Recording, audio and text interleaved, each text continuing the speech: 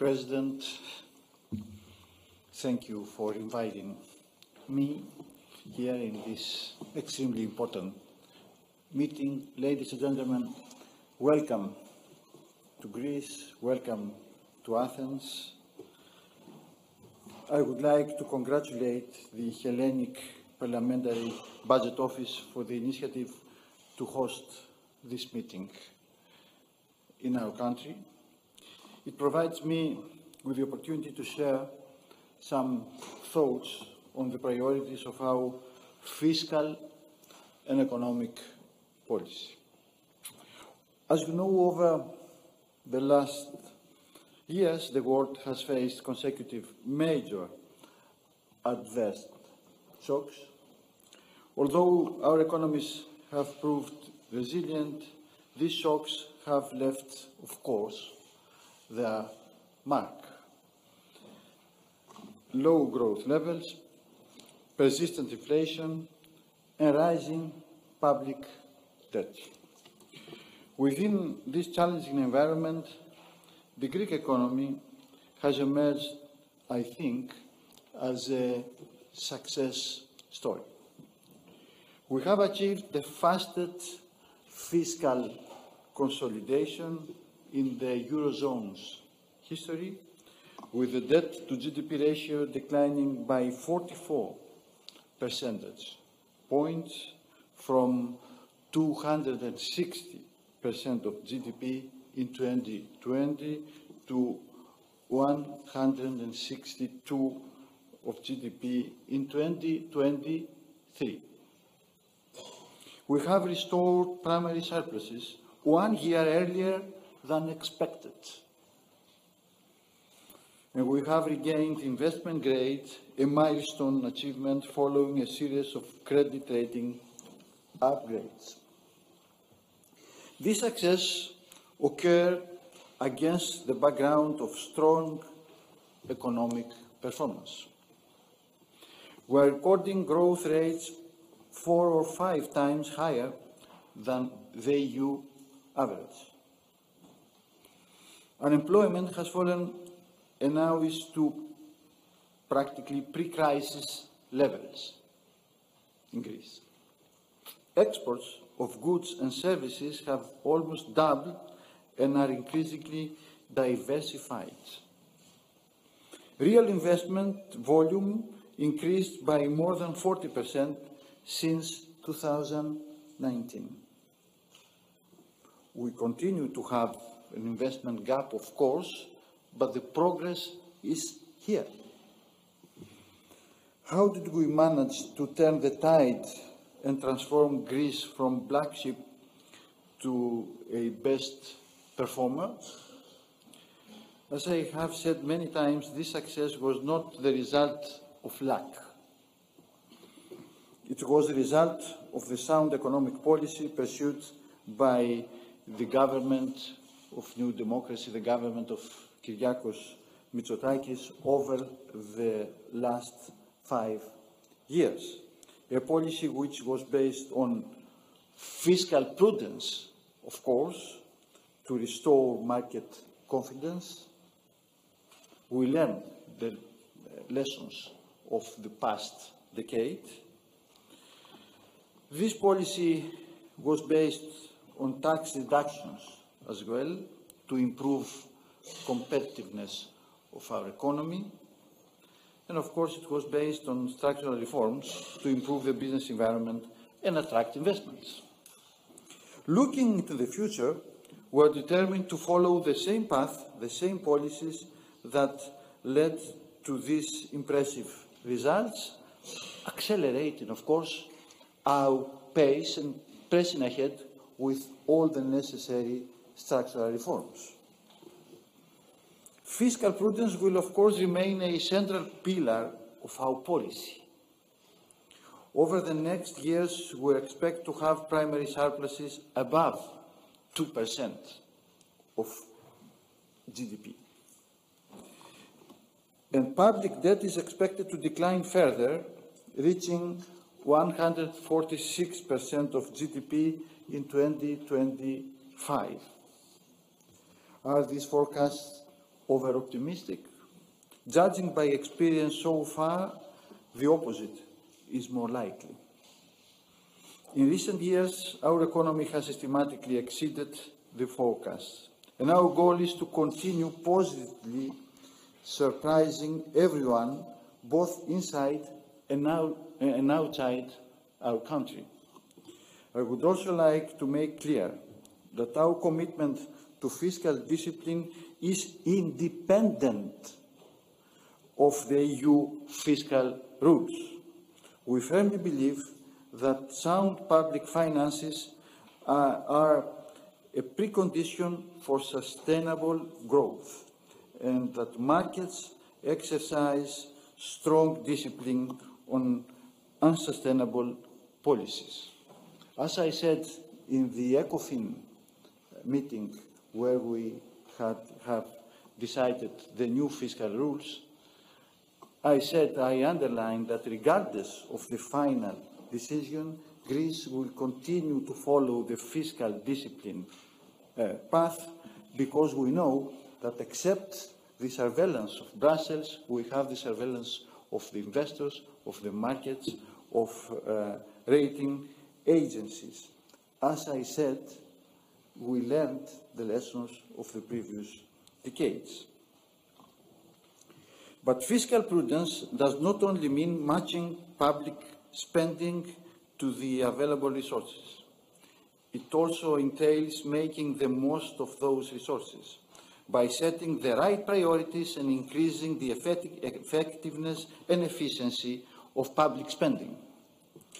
That is why, since 2022, the Greek budget is accompanied with performance information for the evaluation of each program. The application of performance budgeting provides detailed information on the expenditures of each ministry per program and introduces a coherent performance evaluation framework through target setting and KPIs. As such, it links the flows of financial and human resources to the results produced, and therefore allows general government entities to monitor the progress towards achieving the goals and targets set in their annual action plan. A key factor in this direction is also the development of the new financial management information system, the GovERP. We are preparing in cooperation with the Ministry of Digital Governance, the ministry Mr. Pierakakis served till the recent elections in 2023. And?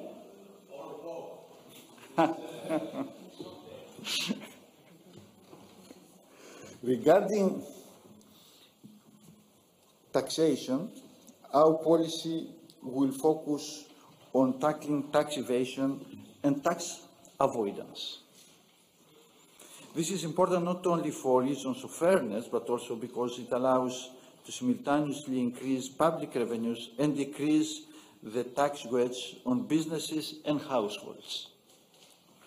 We have already recorded some notable successes on that front over the last years, partly thanks to the increase in electronic transactions following the COVID pandemic. For example, the VAT gap has been reduced from 23% in 2018 to 15% in 2023. Total tax revenues were 9.1% higher in 2023 compared with 2022 without any increase in tax rates. 9% higher without increasing taxes. But we still have a lot of work to do. That is why last December we have passed a tax reform with 11 key measures aiming at reducing further tax evasion. These measures include a new fair taxation system for self-employed based on presumed income, minimum wage as benchmark. Similar systems exist in other European countries like France and Italy. Further restrictions on the use of cash. Expansion in the use of new technologies, more effective and transparent controls. We are now focusing on implementing this legislation, and we have very good results. For example, the connection of POS with cash machines was seen as a very difficult exercise. Some advise us to postpone its full rollout. Today, 90% of businesses have completed the process or are very near to completing. The third pillar of our policy, I refer to fiscal prudence and to fighting tax evasion. The third pillar is the continuation of our efforts to transform the Greek economy into a model of fast, extrovert, and inclusive growth. Our government has developed an ambitious and comprehensive reform program to that effect. A program that includes, and I don't refer only to the Ministry of Economy and Finance.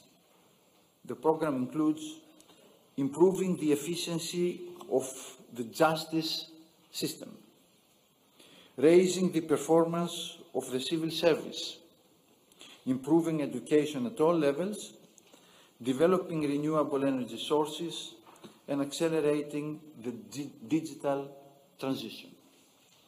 Focusing more closely on the reforms we are now pursuing within the Ministry of Economy and Finance, there are 4 areas that merit attention.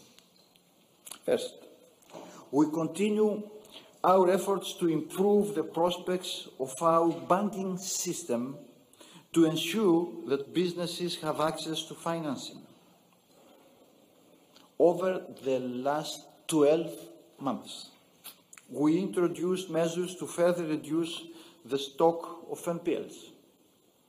We enhanced competition in the banking system by allowing non-banking institutions to provide loans, something that is happening in many other European countries. Most importantly, we proceeded rapidly with the disinvestment program of the state from its holdings in systemic banks.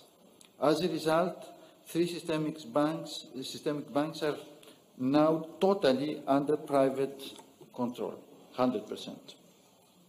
We have had very significant interest from many investors, and that is why we want to complete the process very soon. It was a vote of confidence to our banking sector, the interest expressed by both domestic and international investors, as regards the disinvestment process of our 4 systemic banks. Second, we'll continue our efforts to diversify and modernize the Greek economy by further developing sectors where we have comparative advantage, supporting innovation and encouraging our companies to grow. In this context, we will soon introduce legislation that provides incentives, fiscal incentives and financial incentives for business mergers and for R&D and innovation. Third, we are implementing a comprehensive plan for the exploitation of public property through concessions and privatizations. Over the last year, in 11 months' time, we completed 10 different transactions of a strategic nature, including the 4 banks, as I mentioned above, which brought in more than 7 billion euros in revenue. I would like to emphasize here that we are not only expecting public revenue through this process, we want it to act as a driver of growth and investment for the Greek economy, creating wealth and jobs. In this context, we will soon introduce legislation that will fundamentally transform the Hellenic Corporation of Assets and Participation into a development pillar for the Greek economy, in cooperation with ESM and the European Commission, by establishing a new national investment fund, a sovereign Greek fund, and by granting more flexibility to the subsidiary companies of the fund based on the successful precedent of our electricity provider. Fourth, we'll make full use of all funds available to Greece through European financing programs, most notably the RRF and cohesion policy. I have often compared those two financing instruments to a European Marshall Plan.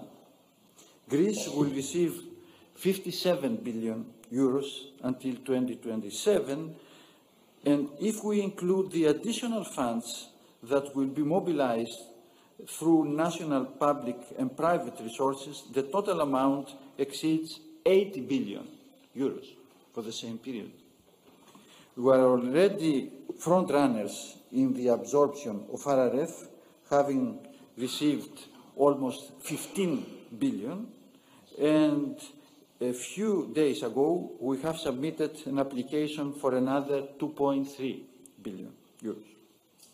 We are also among the top performers in the absorption of cohesion funds, but we want to further speed up absorption and strengthen transparency. That is why we will proceed to a major reform of our public investment program. Ladies and gentlemen, over the last 5 years, the Greek economy has achieved a remarkable economic turnaround and emerged as a pleasant surprise for Europe. We have proven that we can resist to populist temptation of loose fiscal policy. We have proven that we can undertake ambitious reforms irrespective of political cost. I believe that what we are witnessing in Greece today can be described as a common sense revolution. The populist rhetoric which had dominated the public discourse is now out of fashion, I would say. It has been replaced by a rational approach which focuses on solutions and results. This is what the government believes, and that is why this government was elected twice, having less promises than all its opponents. And this is the way we are going to proceed, combining fiscal prudence with a business-friendly approach. This is a common sense recipe for our economy. We are condemned to succeed. Failure cannot be an option. We learn the mistakes of the past. We resist to populist temptation, and we'll continue implementing a credible and serious economic policy mix, and together with political stability which people secure in the elections, will continue surprising, I'm sure, everybody in the markets, and Greece will be a success as regards our economy in the years to come. Thank you for your attention. Have a nice day here in Athens.